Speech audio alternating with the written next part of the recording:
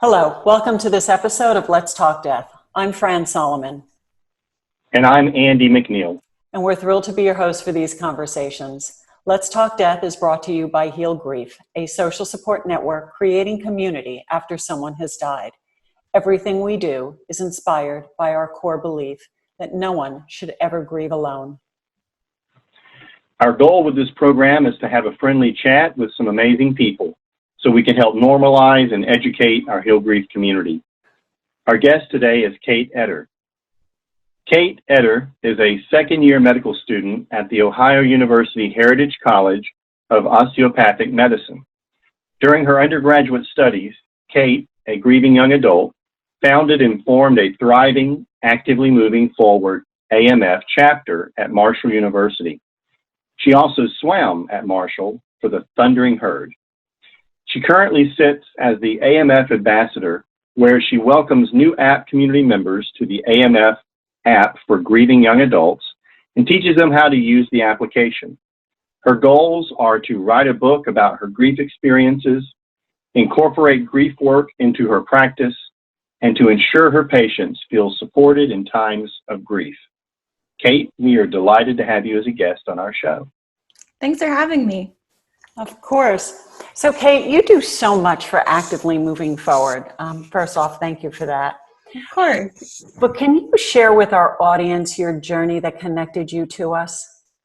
Yeah, so during my junior year of undergrad, my mom passed away and I was having some trouble with some classwork. I had missed a test for her funeral and I was having a really difficult time connecting with some professors and getting that test moved to a day that would work for me. Now that you can see I'm in med school, I was really, keen on taking this test and, getting back to normal. And that was kind of the big aggravator that something as unpredictable as death could, change my academics.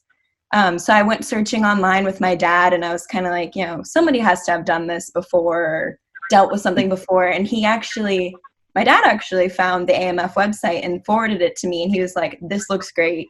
I think you should start something like this. I think this could be beneficial for you. So of course I looked to see if Marshall had a chapter and they didn't. And what was really cool was right when I went in and was trying to kind of advocate for myself to take this test and get back with my schoolwork, I came in with the idea of, hey, and to make sure this doesn't happen again, look, I found a company that we can bring in or a nonprofit we can bring in and start a club. So it was kind of like right at the beginning of my process with everything, I brought it into Marshall. That's amazing. And you've done some great work with it.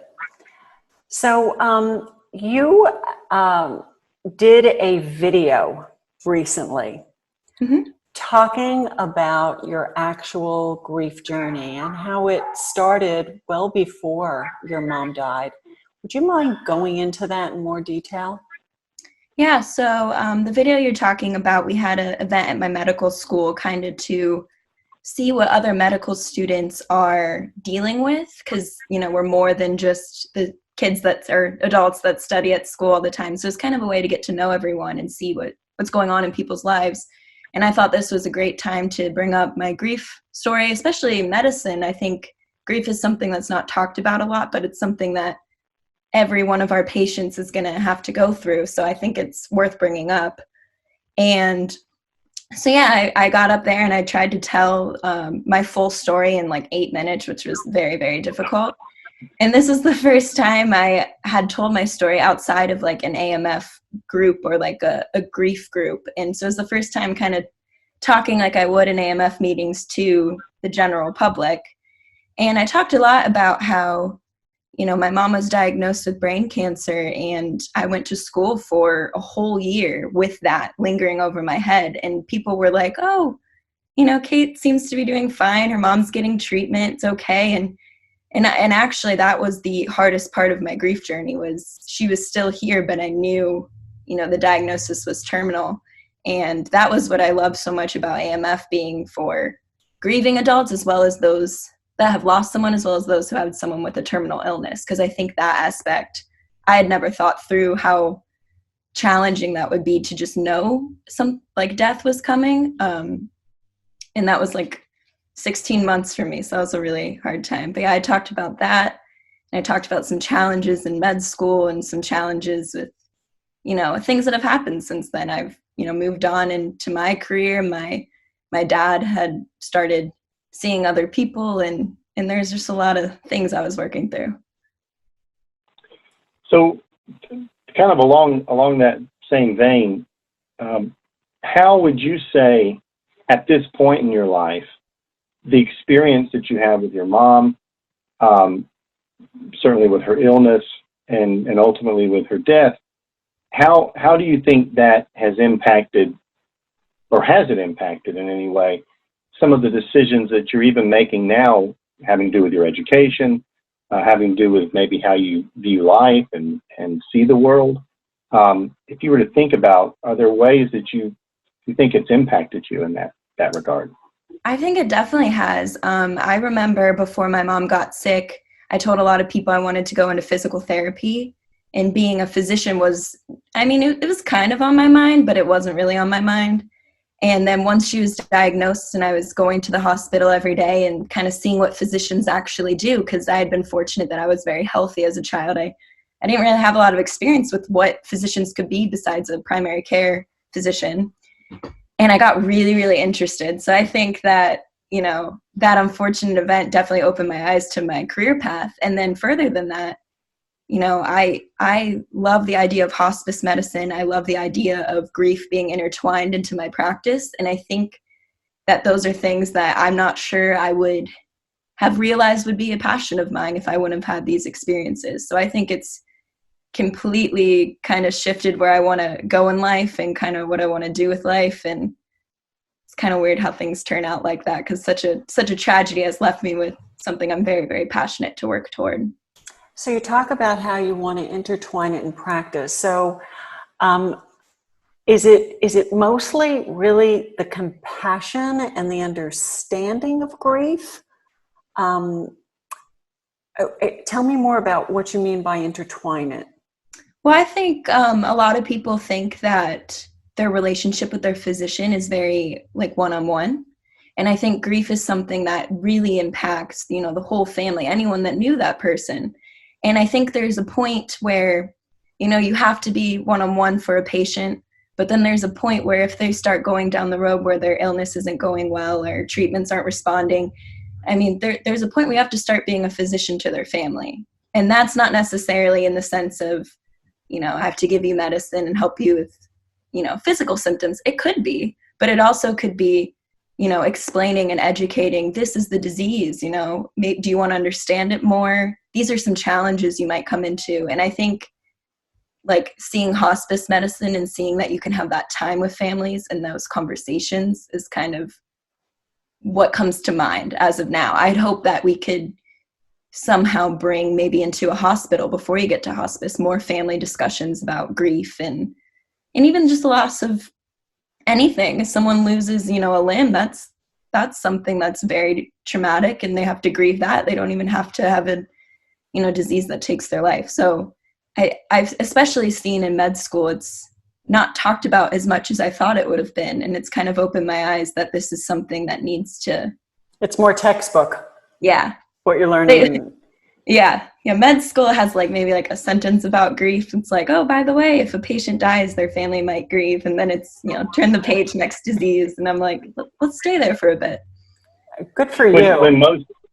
Well, yeah, I am with you. We need advocates in the medical community. I have a really good friend who's a hospice medical director and has been for years. And he's passionate about it and passionate about this type of subject matter, not only just being in hospice, but being mainstreamed, and how brilliant to think about grief in general. And if you think about most people who are going through medical conditions, they are going through some sort of life transition that they're grieving, whether it's that they're older and now their bodies don't work the same way, or like you said, someone loses a limb, or you discover that you have a new illness that's going to limit certain things about your life. Or even, I think about when I was a child, my younger sister was born with a lot of medical issues, and our entire family was grieving, not because she died, she lived, but was grieving because of all of the things that meant, that all the ways our family had to maneuver so that she could be with us. So really is brilliant, and we need doctors who will see that. So I'm excited. I applaud you for that moving forward. I was also curious about this. A lot of people listening are going to be going through their own losses, and I wonder if you can talk a little bit about what has been helpful to you, just as a grieving person in your own, with your own loss. What do you do that helps you? And I think sometimes people hearing what others have done that's helpful to them is, can be helpful. Mm-hmm. I found that initially when my mom passed away, I just needed to talk about it. So having the AMF groups, or just having some really trusted friends outside of the family that, weren't exactly directly implicated by it all, I think that was very, very helpful for me to just get everything out there, kind of process what's going on. And then further than that, I wrote a lot. I still write a lot. At night, I would just, anything from a basic sentence of "I miss my mom" to, here's 10 pages of like the exact reasons I miss my mom. It would change by day, but I would write a lot. I would talk a lot and try to just, get these thoughts out of my head. And that's kind of how I've processed things. And I've found some really great connections with people along the way that have really helped me. Interesting. Well, Kate, we actually only have a few minutes left. It's odd how quickly our time goes. But I did want to give you a chance to say a last word. You can certainly share whatever you'd like to last, but we'd also like you to share. A lot of people want to know how they can connect with our guests, and if there's some way that people can connect with you, and really any last words you'd like to leave with our audience. Yeah, I would say as the last word, just kind of so this holds me accountable. Like I said in my bio, my big goal is to write a book. And I think that would be such a wonderful resource to be able to hand out to my patients. Just like, hey, we only have half an hour now, but you could go home and, read all my thoughts on this. So that's something that I'd like to put out there, hold me to it, all those things. But a second thing is, I think grief in this current climate needs to be addressed, because this pandemic and everything that's happening with COVID-19 is very scary and very unsettling for a lot of people. I know today I found out that my board exam for this summer was canceled because of the coronavirus. So my heart goes out to people that's lives are kind of shifting now. And I think this is a great time to reach out to those and talk about those griefs. And then a good way you guys can contact me if you have anything you'd like to talk about. I'm all ears. You could go on the app and I pretty much friend everyone on the app, but if you somehow slip through without me friending you, I'm on the app as Kate Etter, so we can chat there. Kate, we want to thank you so much for being a guest here at Let's Talk Death and for sharing your journey and really how you're looking to approach medicine moving forward. It's brilliant. Thank you, guys. Yeah, thank you so much. And thank you to those who are joining us for this episode of Let's Talk Death. If you would like to learn more about Heal Grief, please visit us at healgrief.org. At healgrief.org, you can learn more about all the programs and resources of Heal Grief, including our national network of support of grieving young adults called Actively Moving Forward. Make sure to sign up on healgrief.org to receive our newsletter for links to future episodes of Let's Talk Death. And again, thank you for joining us, and we'll see you next time on Let's Talk Death.